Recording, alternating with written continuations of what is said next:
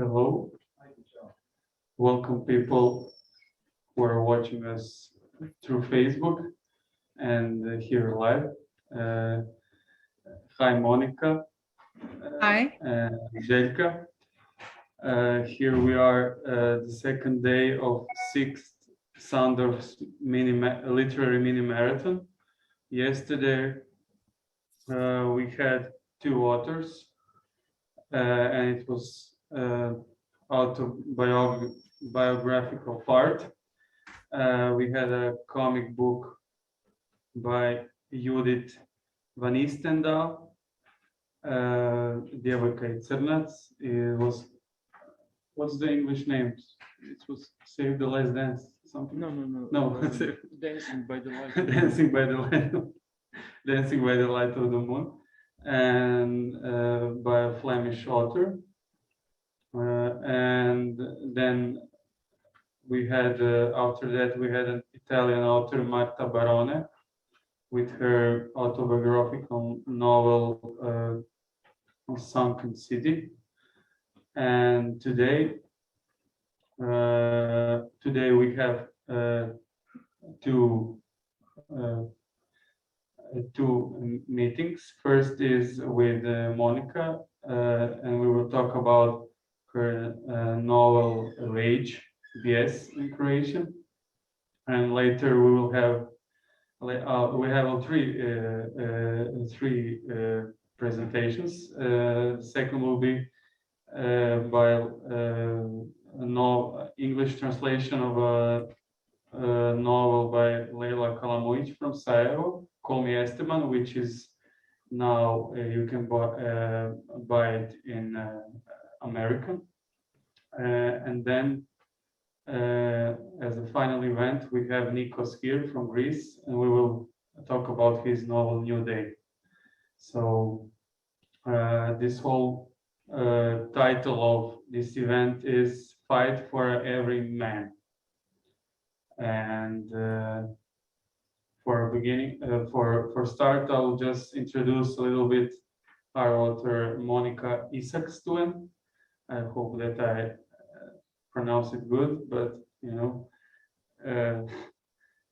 different languages. Monica made her literary debut in 2009, and she wrote a book of poetry, but I forgot the name of the book. She will tell us about it.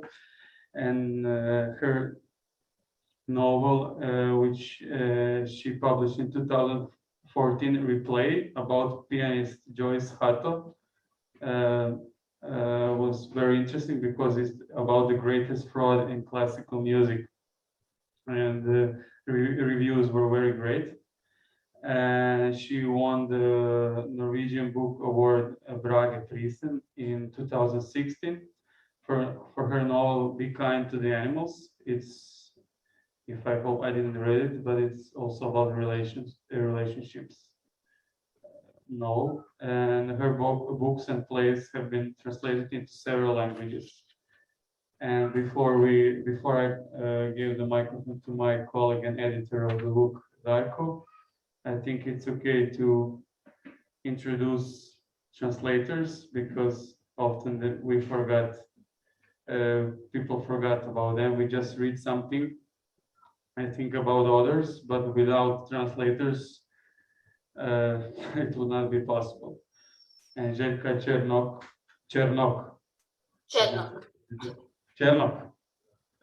Is it on the first or the second? On the first, obviously. On the first, Chernok. I was like doing a little bit of research, and then I realized that I didn't even know that I read books which are in your translations, like was it, now I can't remember. It's Odrastanje komičara. Oh yeah. Jonas Gardel. Yeah. That's something which I really like. That was like, it's really book, you had to read it. And but she is most famous for translation of the Millennium trilogy. like, yeah, that's, pop culture. So, but I can say now that you're like earned a degree in English and Swedish language and literature from the Faculty of Humanities and Social Sciences in Zagreb, and you published a book of poetry. So Monica also published a book of poetry, me too. So we can do something about it. And she translated from Swedish, Finnish, and Norwegian. Not from Finnish. What? Not from Finnish. It's like Swedish in Finland. Finnish, very different language. Yeah. It makes sense. So makes sense because completely different language. Yeah. Okay. That's a sign to stop and to give Darko microphone so he can ask Monica some questions. And that's it. Okay. Well, first of all, the novel is really great and interesting and disturbing, let's say. I have one question, maybe a little bit about overall situation. We are witnessing an obvious decline in birth rates in West. I don't know for Norway, but it seems to me that in the West there is decline in birth rates.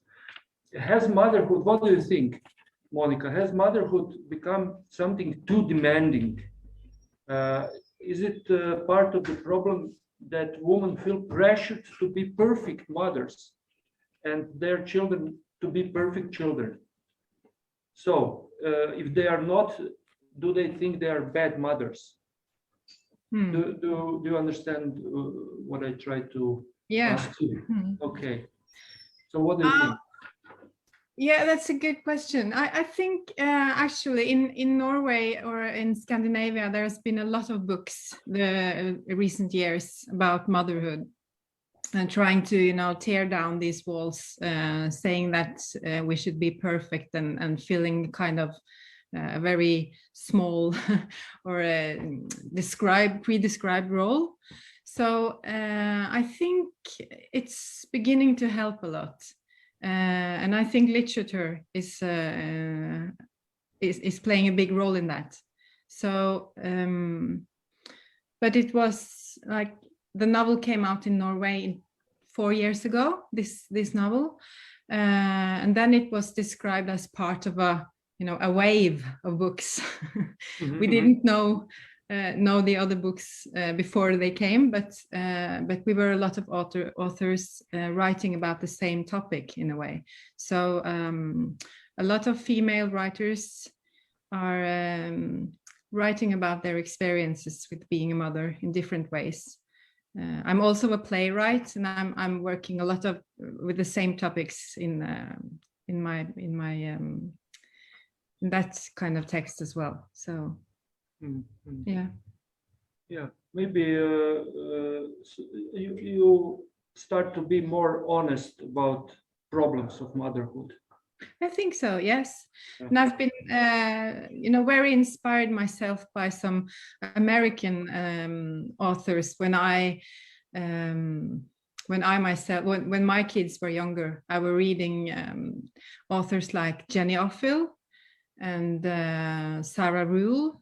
And they were, I remember especially one of them describing that when she had she had small kids, she thought she had to quit being an author.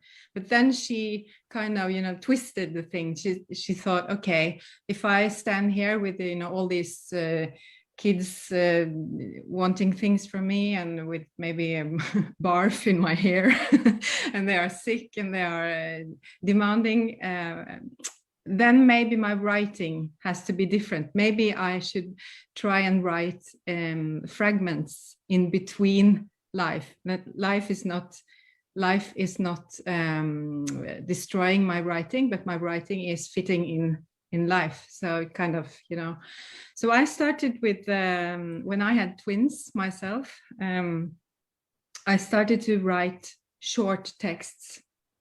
That was in the novel that You came didn't out. have time to write a longer text. No, and I hate really. I think it's very hard writing long text and keeping control of this never-ending document. So it's when I can start with a short text and I finish it, and oh, that's a good work. That's I can take the day off now.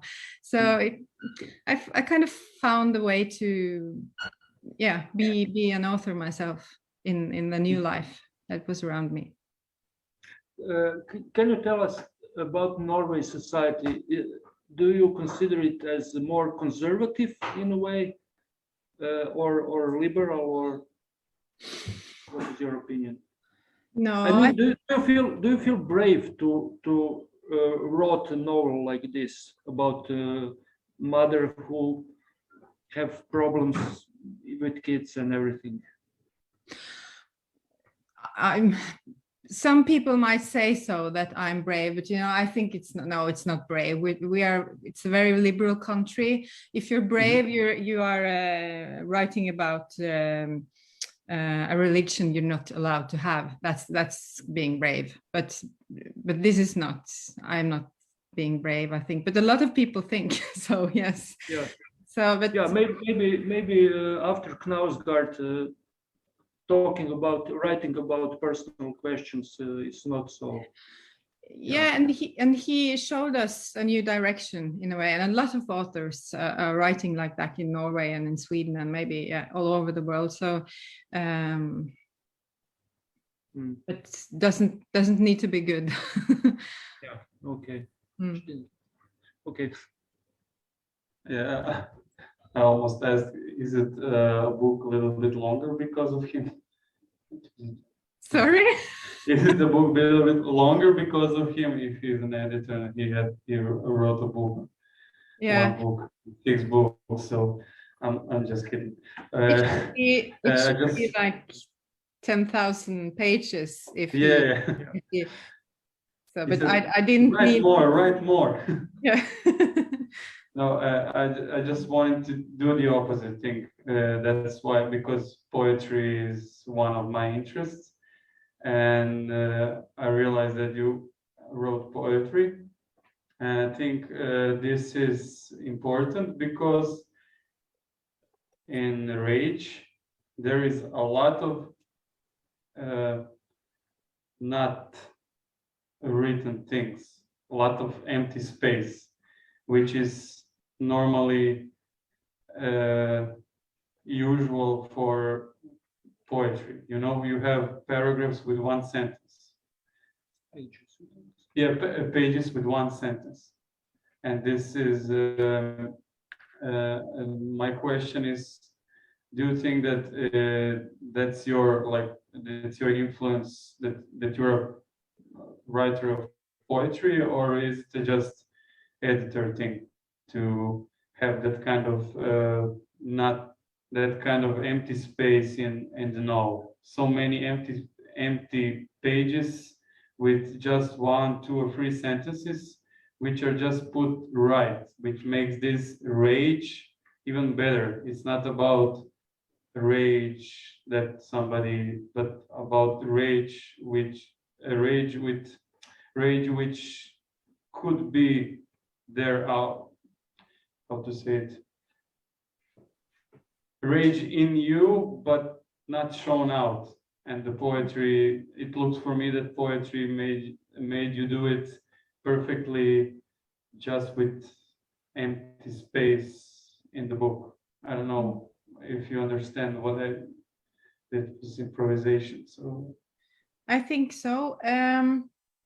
This book, Bijes, how do you pronounce it? Bijes? Yes. It's loosely based on the novel that won the prize in 2016, and that was when I started writing like this, like in the fragmentary style. And I think both of these novels, it has to do with me working on a theme or on a topic, and I like to watch it like you're watching the what do you call it, the thing you look into, and you see different Kaleidoscope. Yes, kaleidoscope.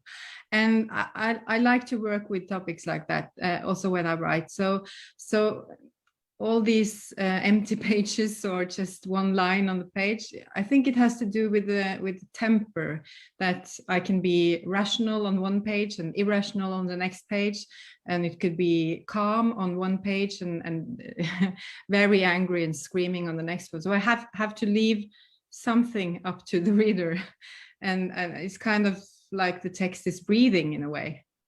I don't know if it has to do with the poetry. I don't see myself as a poet, but I see myself as a playwright.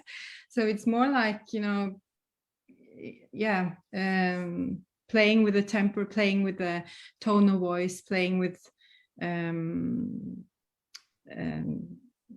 seeing things from different angles. So it gives me a lot when I write to, you know, change the page and jump further. So it has just become that way, you know. Okay, yeah. One of these. Does it make sense? Yeah, it makes sense. Yeah, Yeah. it makes this. Now you said that you're doing playwrights. That makes sense. It's like a curtain going. You know, there is like change of scenes or change of scene, and yeah, it makes sense. It's poetry and drama. They're similar. Yeah, it makes sense. Yeah, there is a page with one sentence, and that sentence is, "I'm so scared of my hands," says the protagonist. And I was, after that, I was really terrified about what is going on further. So what was behind that, or what is behind that terrifying sentence? I think that is you could sum up the novel in that sentence, because you know, it's like if she had hit her kids, the novel is not interesting anymore. The writing is not interesting anymore, because then we can define her as, you know, she's a violent person, she's abusing the child. But I don't know if you have the cliche in Croatia, but in Norway we say like, "I'm so angry at my kids, I could throw them out of the window," you know? Of course we have. Yes, and sometimes I can still feel like that. But they're becoming very big now, so I cannot do that anymore. But you don't do it. You can think it, but you don't do it. But you know, sometimes it's like, how hard can you grab an arm or a leg or put a pillow, no, not a pillow, but a duvet over someone's body, not a pillow.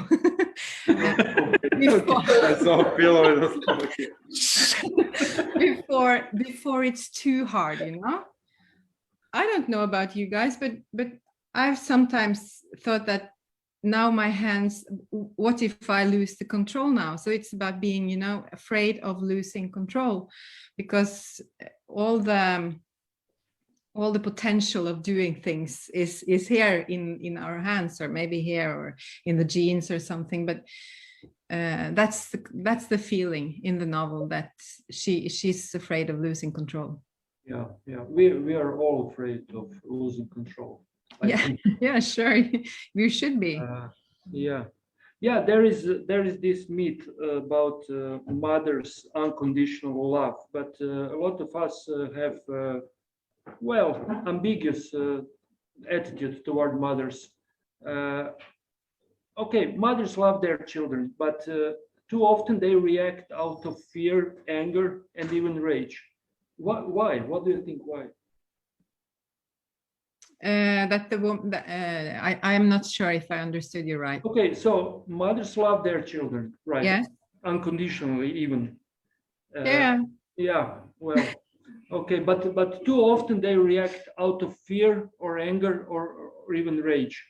Why is that? Yeah. Because we are human, I think. Okay.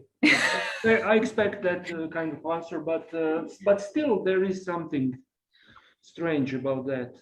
Yes, but I think Rage is about this novel is about being overwhelmed by the everyday life, and I think I am very interested in everyday life, in these small micro particular moments, because they have all these existential potential in them. So you know, I am. Sometimes I think that I should be, you know, a more politic and author writing about, you know, war and bigger things. But I think this is where it starts. It starts home. It starts in the domestic, and that's what interests me. So, yeah. Okay. I would like to ask Željka something.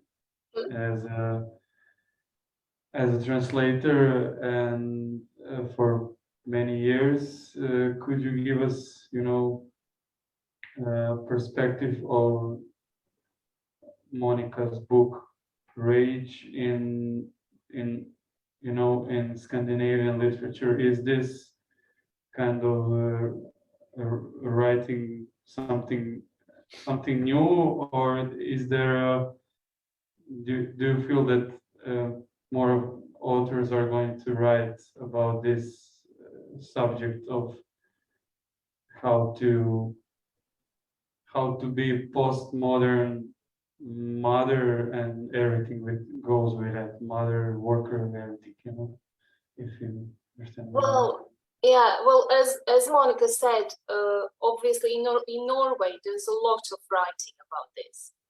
A lot of writing about mothers and having small babies, how you deal with that,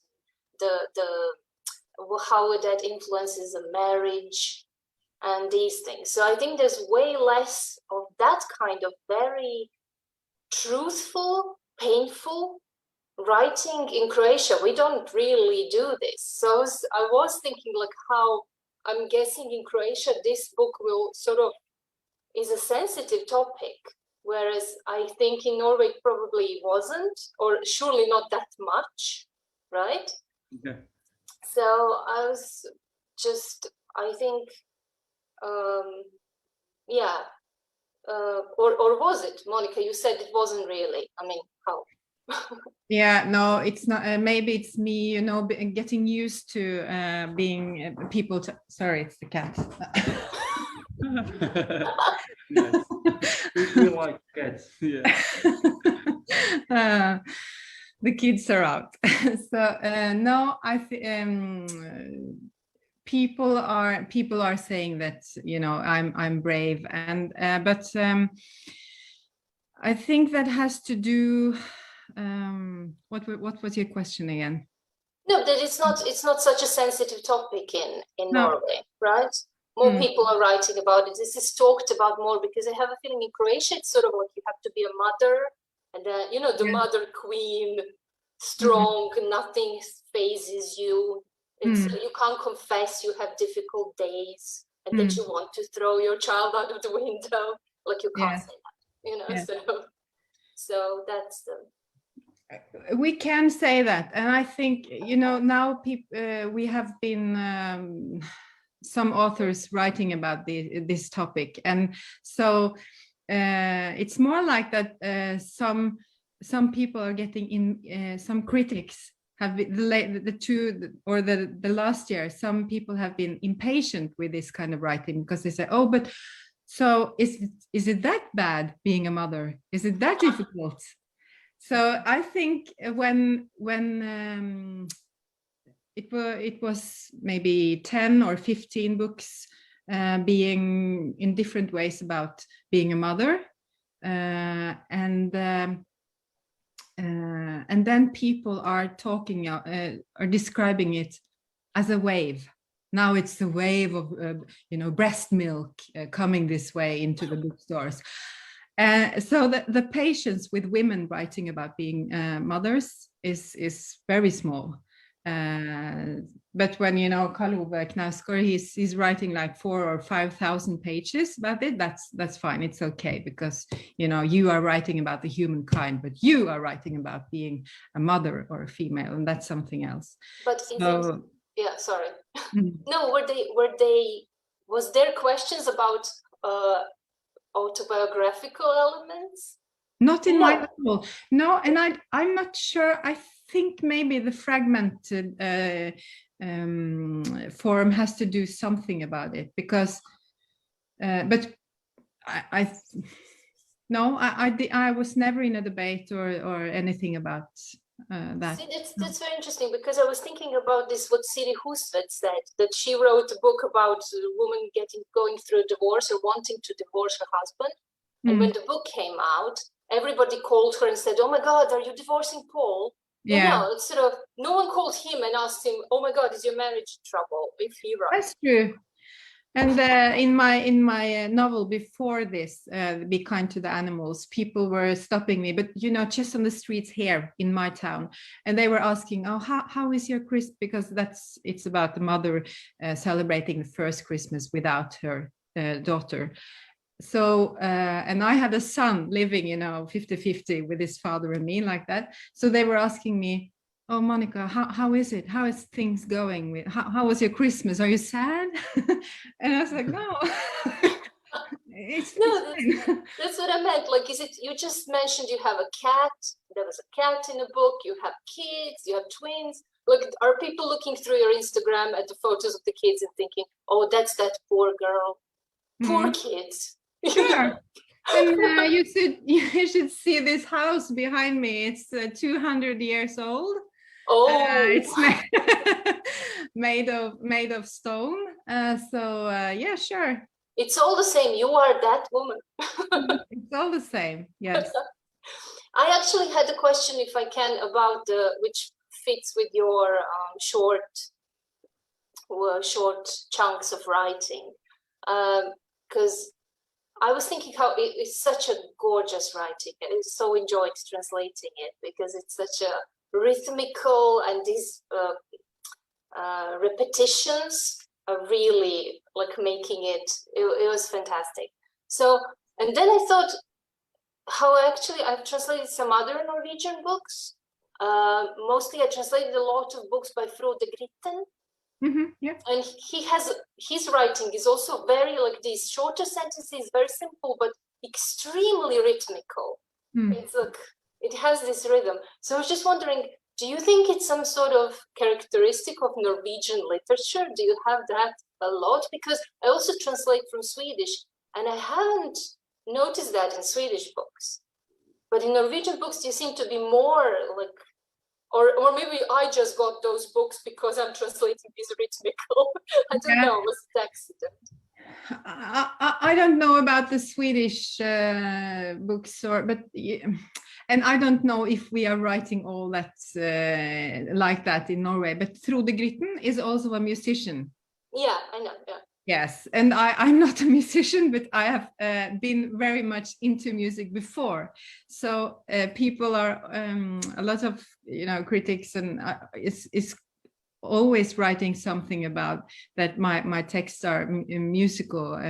It's that they can feel the rhythm and the music in a way. But I don't think about it when I write.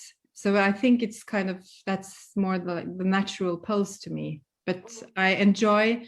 Like I said, working with different kind of temperature. I like to, maybe it's a bit like working with music in a way.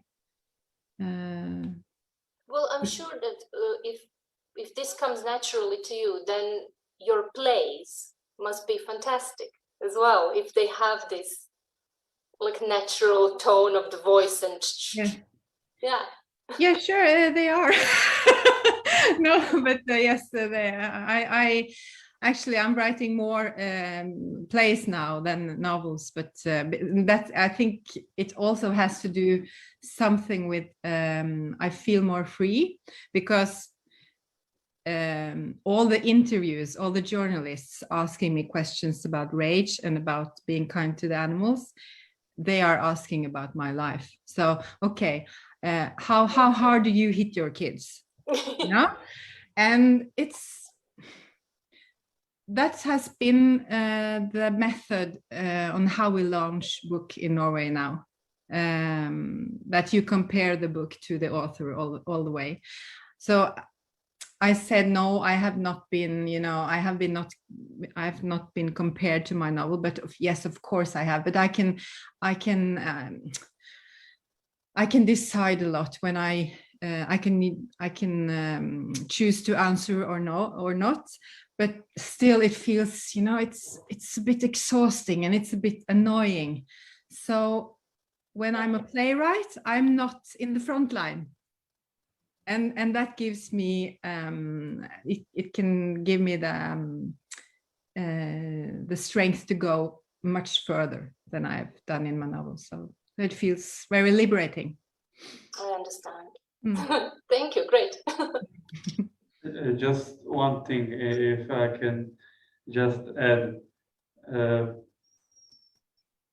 I think when I read it, my first thing was not about autobiography. It was like probably that's her experience, but I'm not sure. I think that's a compliment because, maybe in Norway, because they know you, they're all about your autobiography, but this could be a story of probably here in Croatia and in Balkans. This like not. I could feel that a lot of women could read that kind of book, but they're not. They still don't have courage to write that kind of book. So I was like, now when I hear about autobiography, for me it's like, oh, that's secondary thing. It's because this book functions. You said it that you have kids. I was like, oh, she has kids. Okay, but that's just what I wanted to say, because it's. I think it's not important. It's important, but it's not. This is fiction, and it's a really good story about raising kids and partnership and everything, and everybody can feel that story and frustration when things are not going well. For me, maybe, I think that people here will read it also like that. They will not think about autobiography. And it is not. So yeah, thank you. Okay, one question about the role of the fathers. Do you think that parenting is easier for fathers? What should be their role from your point of view? No, I don't think it's easier, but I think that since mothers have been, they went out of home, they started working, but still it's kind of some mothers or some at some parts in our society, they want us to be like the mothers in the 50s. So we should be out and being both the breadwinners and the caretakers, and that's it's not very easy to combine it. And that has not been the father's role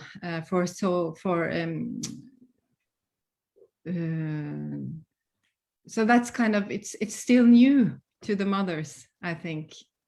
Although my mother also worked, and maybe also her mother worked a bit, but it's still a new situation, and we are not that equal still in Norway. I don't know how it is in Croatia, but we say it's like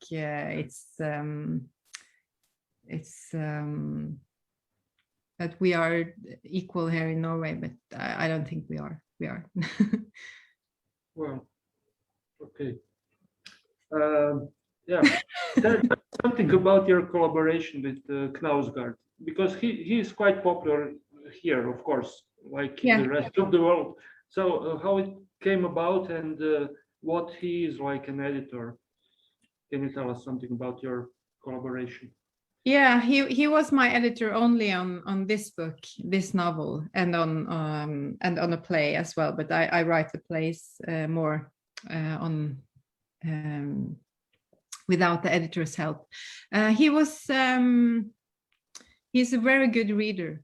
He's a very good reader, and that's why I headed to this publishing house. I was at a big publishing house, and I was experiencing that my editor there and we kind of wanted things in a different way. We were going to different sides, and then I wanted to try to have Karl Ove looking at my work, and I think he was a fantastic editor, and I would have loved to work with him for more books, but I experienced that I need an editor that I can, meet and have a coffee, and I can call, and I can cry, and I can, have a friend. And he's, we know his life, or we think we know it. He's very busy. He's living in London. He has, yes. So I had to go back to Oslo and find a local editor there. She's brilliant too, but he was a very good reader, and he was at one point in working with this manuscript, I was terrified because it felt very close to me, and he, when Karl Ove Knausgård says to you that don't be afraid, it's hard listening to him then, but I tried, and we. He had very good tips to me. So yes, he was a very good editor, or is. Okay. My last question. Do you have a lot of doubt about how to close the novel, how to finish the novel? Did you have idea for different endings?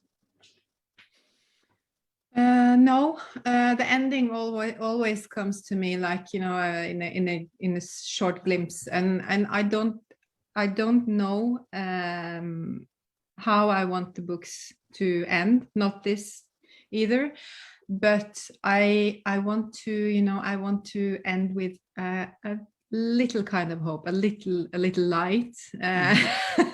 It's never a happy ending. And people are reading this ending very different. They are thinking that it's, the awful, if you see the child as a total, I'm not destroying any plot here, because my novel is not plot driven, that. But yeah. I think that the ending in my book is a light, small light there. It's small hope, or a very much optimism in a way. Yeah. It was kind of relief for me. And just one more thing, and I always know it. I can feel. Okay, this is the end. This is the ending. This is how I want it to end. Like a kind of hunch. Yeah. Now I will ask. Audience, is there any questions from audience? There is something like 15 people in one little bookstore. Okay, more. Yes. Как чему с микрофоном? Можете.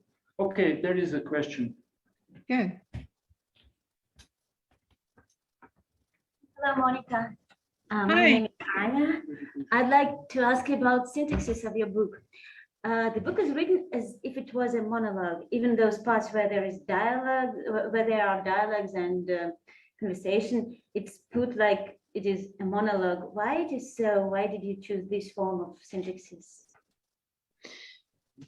I have written all my novels like that, in this claustrophobic, I would say, way, because you are in the head of, this is the only person telling the story, and you don't know if you can trust her. And I find that very interesting, because we don't know if we can rely on her, or if she's blowing things up, or you know, is she screaming that loud, or is she touching her kids that hard, or how is she? We don't know. We have a feeling, but we don't know. So I find that interesting, you know, being on the side inside. That's quite a great thing in this book. Thank you. Thank you very much. Okay, any other question? Ivan, you have some? No. Oh, okay. I have one. Yeah, from there, or can I? Yeah, please. Okay, one more question.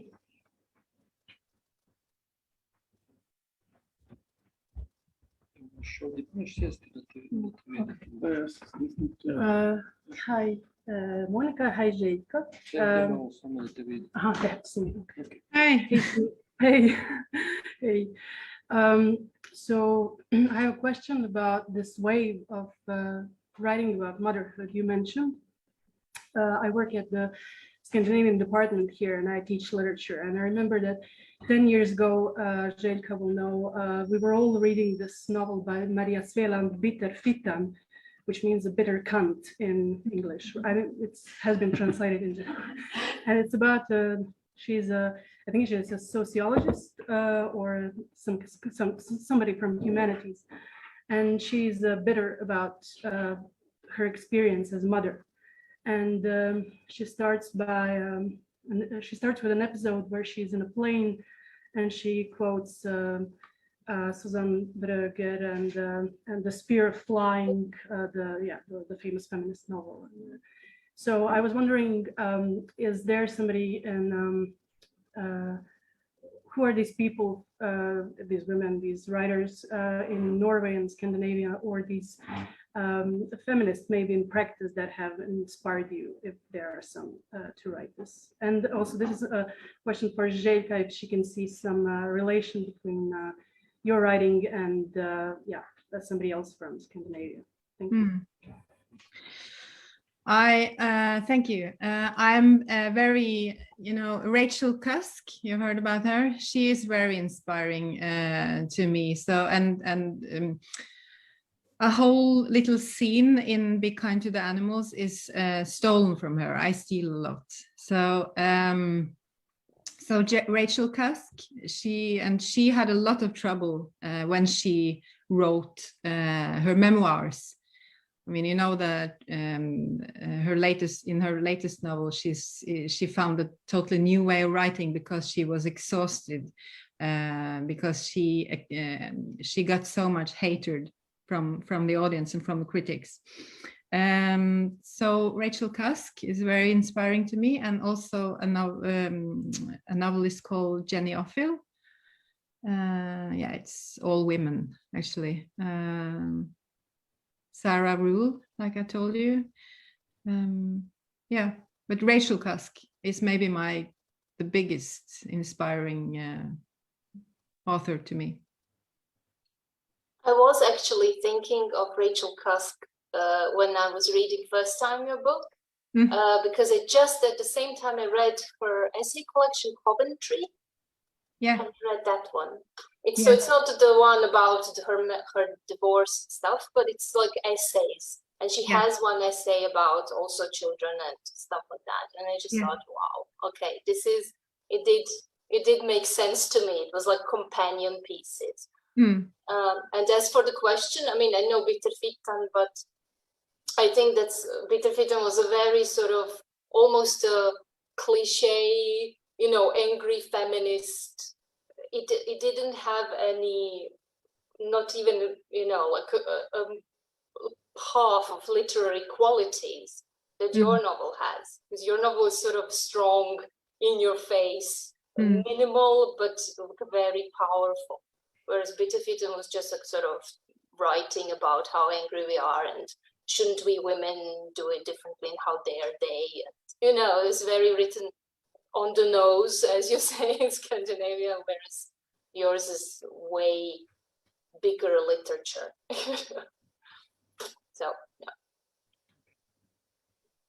So any other question from audience? Okay. Matko will read for the end. Matko will read a Short paragraph from Monica's novel. From where? From your novel. From the page end. 2000. 202. Yeah. 2000. No, it's That's not, because it's not now. yeah. Yeah, you chose another novel, not mine. Yeah. I think it's not fair. We have to read at least one part because this paragraph. I like it very much. A lot of paragraphs, but this is like very good. A što je s dobrim namjerama? Uzimaju li se one u obzir kad se stručnjaci iz kuće želja povuku na vijećanje što treba učiniti? I što je s nježnošću kad djeca spavaju? Što s milovanjima dlanova u mraku? Toplim mislima, neizrečenim riječima koje su se nagomilale i samo čekaju u glasnicama. Hvala. Okay. Monica, thanks a lot for conversation. It was really a pleasure to have you here, and it's a pity that you didn't come. I mean, personally here, but next time for the next novel. Yeah. Okay. Željko, thank you. Thank you, Željko. Of course. Do you come to Zagreb soon? I will at one point. So Okay. I will let you know. Okay, yeah. Visit us in Sandorf. Of course. Yeah. Severinska 30. Dođi na kavu. It was it was a pleasure seeing you and talking to you. Okay, thank you. And say hello to Carl. Okay. Thank you, bye. To je to. Bye. Ne znam što trebamo napraviti.